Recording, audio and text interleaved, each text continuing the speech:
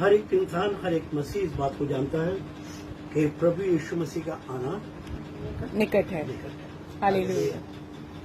और हम उस दौर में से होते हुए चल रहे हैं जो सब कुछ बाइबल में पहले से लिखा हुआ है। वहां लिखा है कि जैसे नूह के समय में था वैसे ही परमेश्वर के पुत्र के आने के समय में होगा। हालेलुया। नूह के समय क्या था? पानी पानी पानी। आज न्यूज लगाइए, आपको पूरे विश्व में सिर्फ पानी और बाढ़ दिखाई देंगे। हालेलुया। ये इशारा है। क्या है? ये इशारा है। और इसे जो प्रभु यीशु मसीह में विश्वास करते हैं, जो उसके वचन को पढ़ते हैं, इशारों को अगर समझो तो राज को राज रहने दो, मगर तुमने राज को राज नहीं रहने देना बोल के इन इशारों को हमने बताना है। हालेलुया।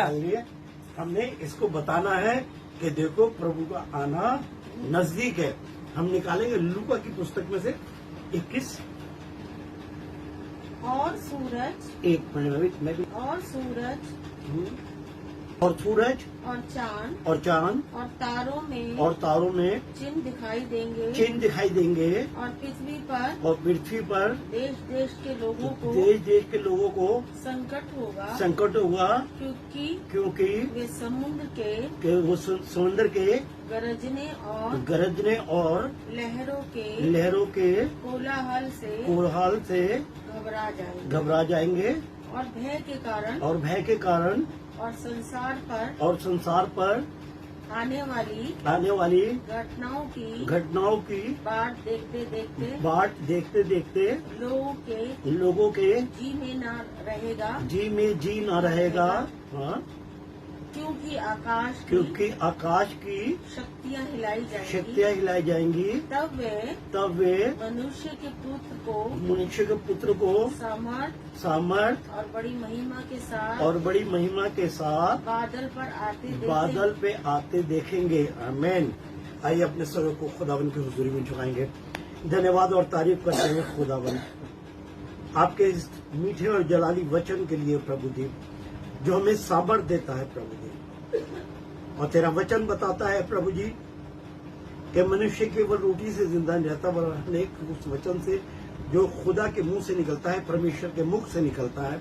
इसके लिए आपका धन्यवाद करते हैं प्रभु जी। आपने अपने वचन में कहा कि अपने मुंह को खोल, मैं अपने वचनों से तेरा मुंह भर दूंगा। हालेलुया। मैं आपका दास होने के नाते अपना मुंह खोलता हूँ प्रभु जी, और आपसे विनती करता हूँ प्रभु जी कि अपने वचन को मुझे पूरा करें, यीशु मसीह के नाम से। आमीन। और सूरज और चांद और तारों में चिन्ह दिखाई देंगे। और पृथ्वी पर देश देश के लोगों को संकट होगा, क्योंकि समुद्र में समुद्र के गरजने और लहरों के कोलाहल से घबरा जाएंगे। क्या हो जाएगा? घबरा जाएंगे। अब इन दिनों में क्या चल रहा है? अभी एक चंद्रमा ग्रहण हुआ, चंद्रमा लाल हो गया, और ये तमाम बातों को हम देख रहे हैं।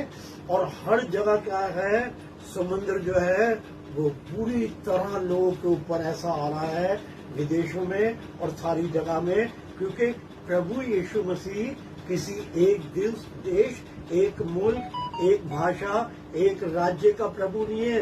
हालेलुया। संपूर्ण मानव जाति का प्रभु है। आमीन। हालेलुया। वो संपूर्ण मानव जाति के लिए इन सारी बातों को बता रहा है कि देखो, जब वो अंत के दिन आएंगे, जब मेरा आना निकट होगा, तो क्या होगा?